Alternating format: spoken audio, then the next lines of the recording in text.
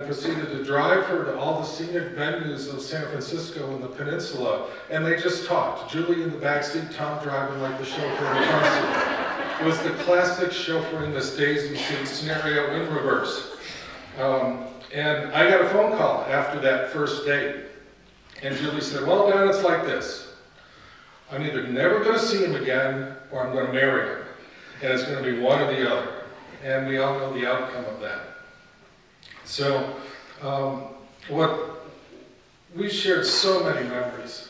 I've had the privilege of sharing so many memories with the Williams family. As Kathy said, she frequently took in strays, and Tom took in strays. Well, I was a stray at one time in my life. And let me back up a little bit. For my 30th birthday, which will be 30 years ago next month, I was a budding young businessman out here, trying to play the straight role and get into high technology. And so I was trying to do the whole button-down thing after having been in the service. And my business partners were having a birthday party for me. And it was a very straight-laced affair. Everyone was all dressed up. And I invited Tom and Julie. And there were some gifts, the typical things they give a business guy, a marble thing with a couple pens in it. Not Tom and Julie. Here in front of my business partners, they present me, and I don't know where they found this thing. They presented me with a mechanical battery-powered chicken. And this chicken would cluck, crow, make all sorts of ungodly names, spin around in a circle, stop and lay an egg. And it brought the house down, and to this day, that chicken holds a prominent place in my office. One of the things I think we all wonder about in life is, do we make a difference? I know I do. I know most people do. I can honestly say Julie made a difference. Her legacy is one that has touched many, many people who will never know that she touched their future. As a young woman, she single-handedly raised a handicapped child in the 70s. And Judy's going to talk about that in her comments here that I'll read in a few minutes. The apple of her eye was her son, Brian. And I had the good fortune of kind of like being Brian's big brother. And I will tell you, the last time I stood here was for giving the eulogy for Brian, which was one of the most difficult things I ever did. So I did all the things older brothers were supposed to do for Brian, and we won't go into them now. We'll just let those go. But she worked tirelessly to ensure that Brian had the same opportunities that other non-handicapped kids had for educational opportunities. And that may sound, what do I mean by that? Well, in those days, handicapped kids were not mainstreamed into the public school system. It was directly as the result of Julie's efforts that the public school systems here in California began to mainstream handicapped kids. That became the policy not just here in California, but across the country, and it's kind of the standard bill of fare today. That started with Julie Williams.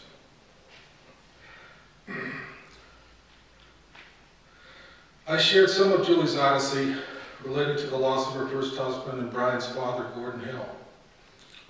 Julie and her circle of sisters, of whom I have the honor of knowing dozens, defiantly stood before the Vietnamese government, the U.S. government, and a nation to sink the accounting for the loved ones.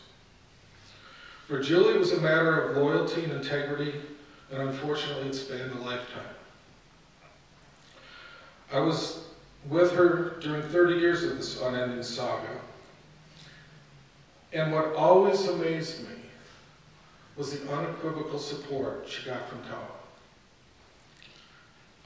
It takes a special human being to do that. And it's why Tom is my best friend to this day. During this time of this unending saga, I pray that someday, when history unveils its secrets, this nation and its citizens will fully appreciate the legacy that women like Julie and her circle of sisters forged. This nation would be a shell of what it is today had their spirit and perseverance not altered history. The cover of your program memorializes the greatest passion Julie shared with her family recently, which was boating. And she shared this passion with Afton and with Tom, and Kathy related the story with Ajax. I recall getting the phone call after Tom showed up with Ajax, and it was several octaves higher and decibels louder than I had ever heard before, and that quickly became Julie's boat. And so I appreciate that Kathy related that story.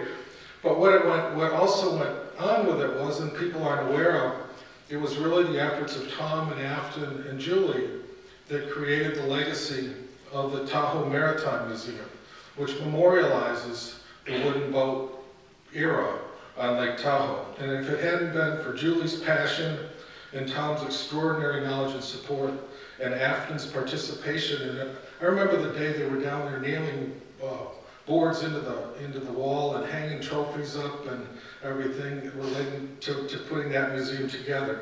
And that, again, is a legacy that most people don't know, but it's something that she did. But at the end of the day, Julie's greatest love was reserved for her soulmate Tom and her greatest joy, Afton. I had the privilege of being there just about the time Afton was born. I was homeless, and I was renting a room from Tom and Julie. And Brian and I used to do parimutuel betting for which side of the blanket Afton would roll off on first. And some of the finest and happiest moments of my life were spent with the Williams family during that time. But it was evident to me for the first time I saw Tom and Julie that they had something very, very special. And in a life filled with challenges, there was a shining star for Julie, and Afton, that was always you. You were always Julie's greatest joy. And bless you all. And I'd like to read some comments from Julie's oldest friend. Judy and her dear niece Dina were with her in the end. And I've known Judy and Jim McGroarty for 30 years, and their children, Candace and Michael, they were there in the 70s. And Judy could not be here today, and she asked if I would read this, and I'm honored to do it. I can't do justice to Judy. She's a woman of equal passion and equal humor to Julie, and the two of them together were a stitch. I can't begin to tell you the bond of friendship that these women shared. And it was a tumultuous time for Julie and Brian, as you might well imagine. And Jim and Judy and their kids were there for Julie and made she and Brian a part of their family. So this is from Judy and Jim. I met Julie 35 years ago in April of 1975. We met at Loma Vista School, orthopedically handicapped unit, as both our sons, Brian and Michael, were afflicted with cerebral palsy. We bonded very strongly as mothers and as activists, striving for the best education and environment for our children and all the other disabled children. Julie was adamant that they would have the advantages just as other children. Often in an unconventional way, I was right by her side. We became family quickly. Holidays, birthdays, school events, and acting as family members. Talking often on the phone during the day, making plans for the next day. We spent many a morning over one chocolate donut discussing all the important issues in our lives. We could talk for 3 hours over one hot loaf of coffee and one donut. If it was longer than 3 hours, we might get a second donut.